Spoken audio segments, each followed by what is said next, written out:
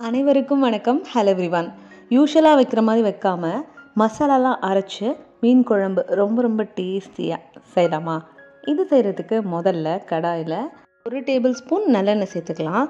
இப்போ இதில் 2 டீஸ்பூன் சீரகம், 2 டீஸ்பூன் சோம்பும் சேர்த்துட்டு இது கூடவே 1 டீஸ்பூன் அளவு மிளகு சேர்த்துக்கலாம். மிளகு கொஞ்சம் கம்மியாக சேர்த்துக்கோங்க. இப்போ இதில் ஒரு வெங்காயம் நல்லா சாப் பண்ணி சேர்த்துக்கலாம். இது நல்லா வதங்கி வரட்டும் எல்லாமே. ஸோ இது நல்லா வதங்கினதுக்கு அப்புறமா இதில் கொஞ்சமாக கருவேப்பிலை இலைகளும் சேர்த்துட்டு 1 டீஸ்பூன் கல்லுப்பு சேர்த்துக்கலாம்.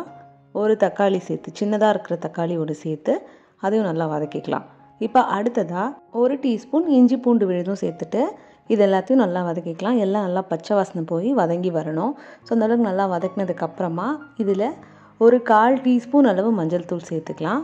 இது கூடவே 1 டீஸ்பூன் அளவு தனி மிளகாய் தூள், இல்லைன்னா நீங்கள் சாம்பார் தூள் கூட சேர்த்துக்கலாம். தனி மிளகாய் தூள் சேர்த்திங்கன்னா தனியாக 2 டீஸ்பூன் அளவு மல்லித்தூள் சேர்த்துக்கணும். சேர்த்துட்டு இப்போ கலருக்காக 1 டீஸ்பூன் காஷ்மீரி மிளகாய் தூளும் சேர்த்துட்டு இப்போ அடுப்பை சிம்மில் வச்சுக்கோங்க. ஏன்னா மசாலாக்கள் கரிஞ்சிரும்.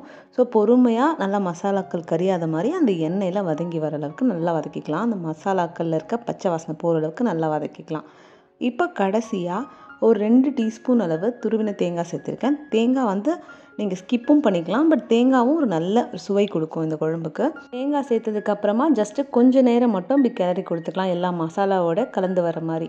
இதை நல்லா ஆற வச்சுட்டு அதுக்கப்புறமா மிக்ஸி ஜாரில் சேர்த்து தேவையான அளவு தண்ணி விட்டு நல்லா மையாக அரைச்சி கொண்டு வந்துடலாம். தண்ணி நிறைய சேர்க்க வேண்டாம், கொஞ்சமாக சேர்த்து இந்தளவுக்கு திக்கான பேஸ்ட்டாக அரைச்சி கொண்டு வந்துடலாம். இது அப்படியே இருக்கட்டும். இப்போது ஒரு மண் சட்டி எடுத்துக்கலாம்.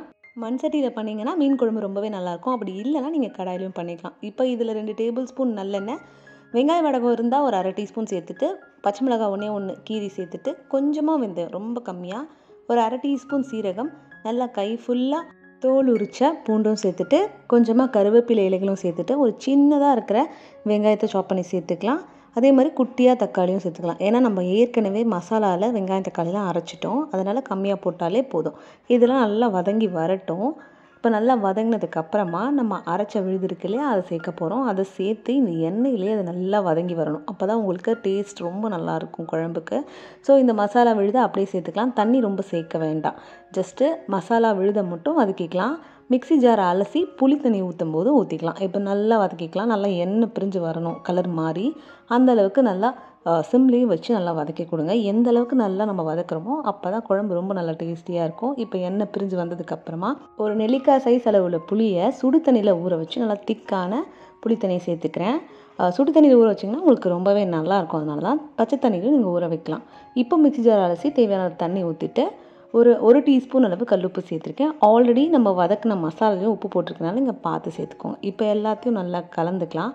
கலந்து நல்லா கொதித்து எண்ணெய் பிரிஞ்சு வரணும். இந்த ஸ்டேஜில் மீன்களை சேர்க்கணும். இப்போ நான் வாங்கியிருக்கிறது பாறை மீன், ஃபுல் பாறை மீன் வாங்கிட்டு அதில் இருக்க தலைப்பகுதி, வால் பகுதி, வயிற்று பகுதின்னு ஒரு 6 பீஸ் மட்டும் தான் எடுத்திருக்கேன். மிச்சத்தை நாங்கள் வறுவலுக்கு யூஸ் பண்ணிக்குவோம். உங்களுக்கு எந்த பீஸ் வேணுமோ நீங்கள் சேர்த்துக்கலாம்.